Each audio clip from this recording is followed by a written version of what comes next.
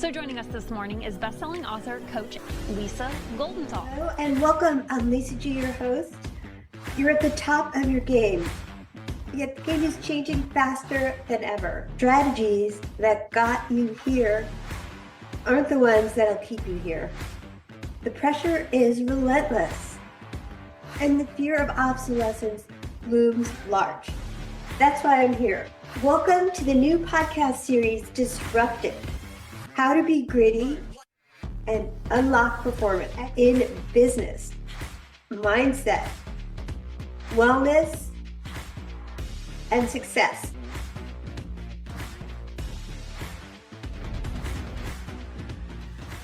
With over 30 years experience as an entrepreneur, executive leader, business owners, has built, sold, spun off 5 companies, starting her first one at the age of 19, was a documentary film producer, co-hosted one of the top podcasts on iTunes for 8 years called Parenting Unplugged with her husband.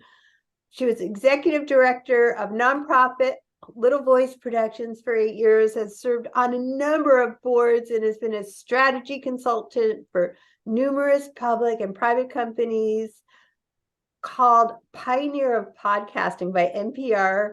Her company's been featured in Forbes, Entrepreneur, Portland Business Journal, 40 Under 40, and named one of the Entrepreneurs of the Year by Denver Post. A visionary and culture catalyst, she believes the importance of a strong, safe, resilient, and inclusive culture. In the last 2 decades, she's dedicated her time to supporting leaders to be better.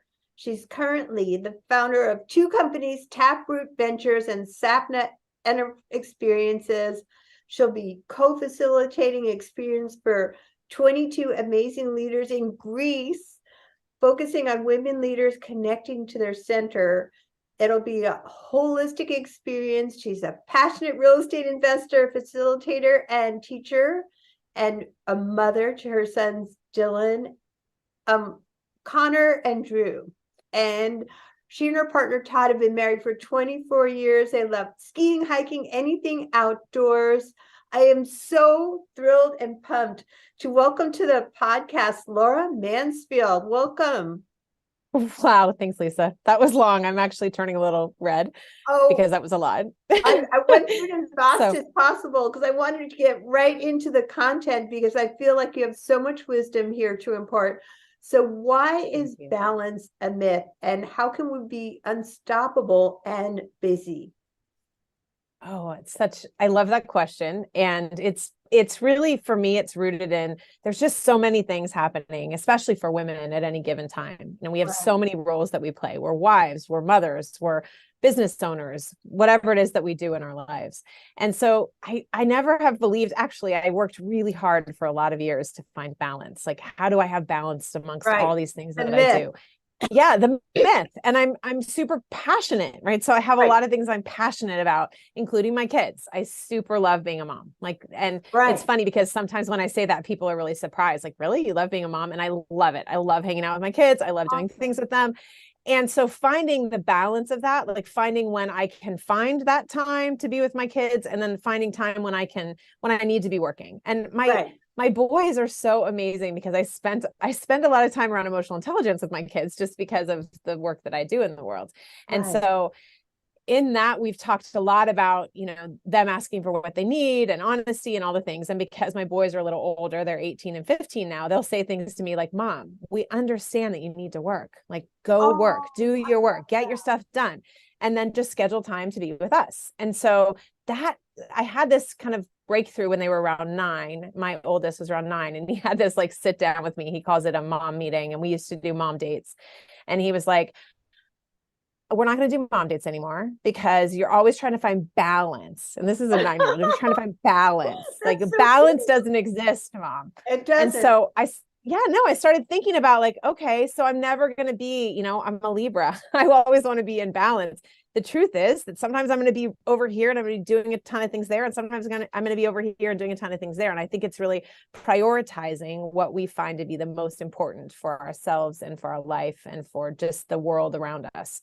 And there'll be different things pulling at us at different moments. But yeah, it's really a farce. Like there's no such thing as balance. It's I agree. I like totally agree. And I would love to just bounce off that with another topic of how can we then find time for ourselves to recharge? Because I know for me, like if I go on a vacation or on a plane even, I feel like I have a higher vantage point. So Yes. a person with as many things as you're doing, what do you think about that question, finding time for ourselves? Oh, I love it. For me, that's the most important. So, I mean, I've meditated now for almost 30 years, and that grounded part of yourself that you find when you take time away Right. is, or remember, let's say that you remember when you take time away is part of the journey, is part of just is part of health, right? It's part of like actually what is real health or wellness is that we find time for ourselves.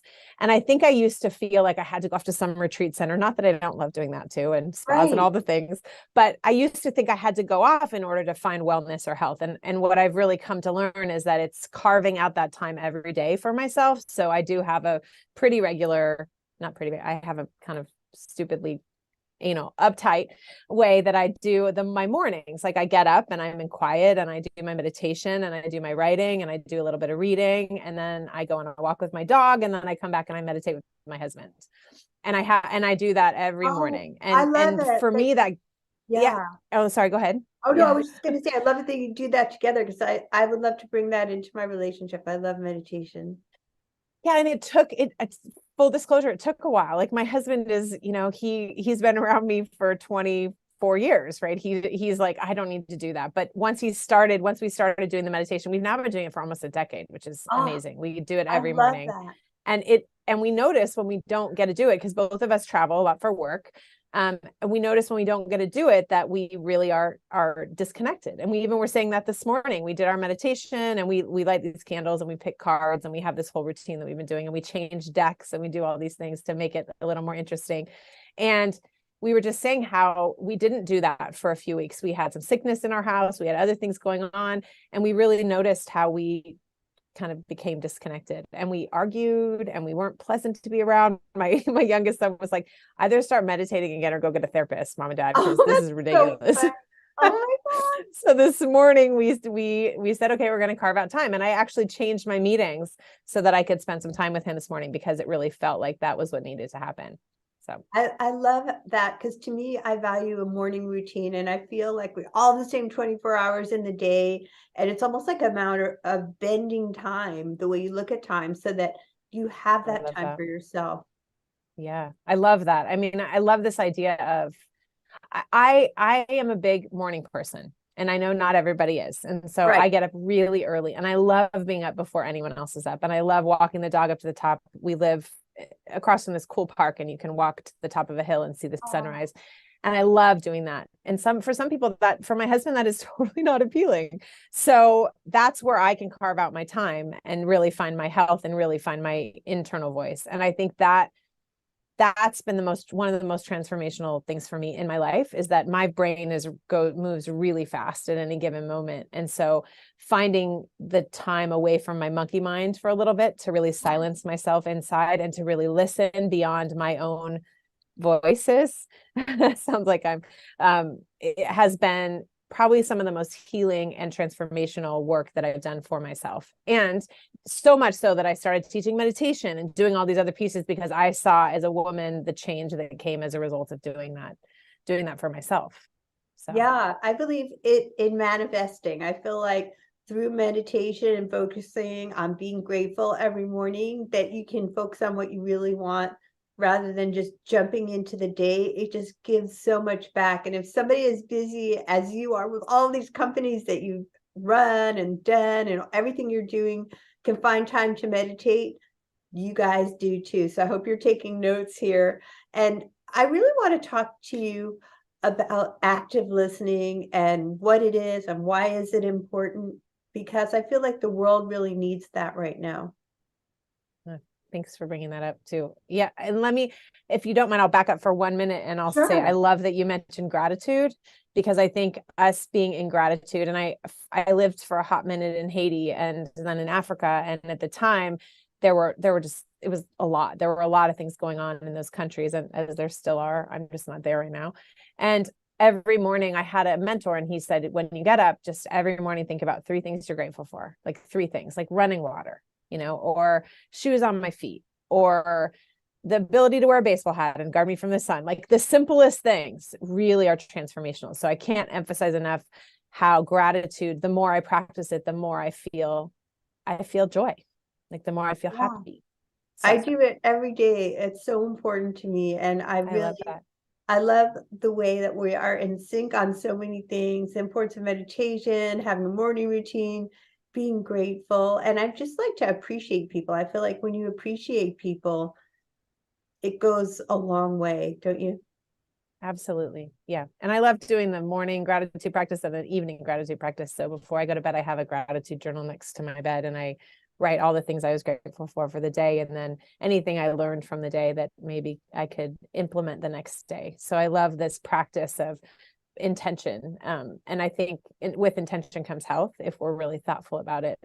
And I saw a quote today that I think maybe was meant for this, which was the quote that says, like, we only hit the things we aim at. Like if we were really thoughtful and intentional about the direction that we're going at and our dreams, how you said, like, dreams, we can create our dreams. Yeah. I feel like that's how we get there. And I had a friend get in touch with me. She's in Australia. She's from Australia. She's in Ubud right now at the 2020 summit. And she was talking about how a friend bought her this this massage at this spa. And she looked at it. She's like, why does this look so familiar? And she realized that it was a picture of a spa she'd put on her dream wheel 5 years ago. Wow. Of a place she wanted to go. And that to me was like, oh, I gotta do a new dream wheel, because I've had like one up on my wall and things have happened, and now I need to get a new dream wheel up on my wall. So little things like that we think are maybe woo-woo or whatever, they're really not. Like they really help us move our path, help us move in our path to create what we're wanting to create. So yeah, no, I was listening to a podcast about that today too, with Lewis Howes and Vishen Lakhiani, Mind Valley, and they were talking about you have to be clear on what you want and believe that you can have it, and then those are the tools towards getting what you want. And 100% belief is so important too, don't you think? Yes. Oh yeah, for sure. Those 3 things. What is it? It's like believe, see it happening, and then actually believe again. Like the belief sandwich, really believe that that's what's coming once you've gotten clarity on what it is that you're going for, once you've distilled what that dream is. And I want to make sure I do want to talk about active listening, because it's one of the things I'm like most passionate about in my life. And I would say that we as leaders, somehow many leaders have gotten away from the practice of active listening.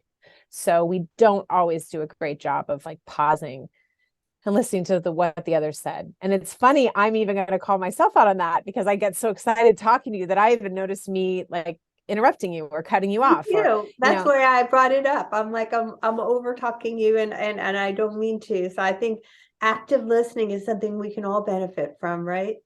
Absolutely. And then feeding back. So what happened to me for years and years, like the first couple companies that I ran, I was always thinking of my response before the other person finished. And so I've really started to practice my own active listening practice, which is really waiting till the end of a thought. And so that's why I'm so shocked that I'm cutting up, and I'm so passionate, but waiting till the end of a thought and then responding, like, what I heard you say was this, or did I hear you correctly? Or, oh, that's interesting. And having the willingness within myself to change what my response is going to be based on what I hear from you.